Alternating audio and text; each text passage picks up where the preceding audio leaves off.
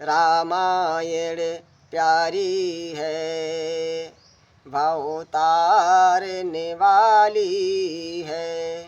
भैया कलयुग में यदि कोई अपन को सहारा देने वाला है और अपन को वहाँ तक पहुँचाने वाला है तो वो है रामायण।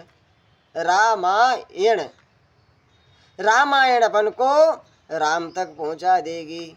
और भैया यहाँ पृथ्वी पर भटकते हुए आदमियों को राह दिखाएगी।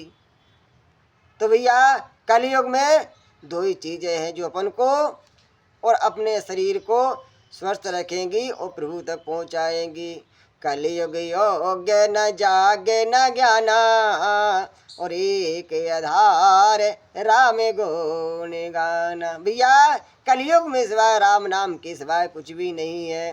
बोलिए बालाजी सरकार की जय, श्री अयोध्या राम जी लला की जय।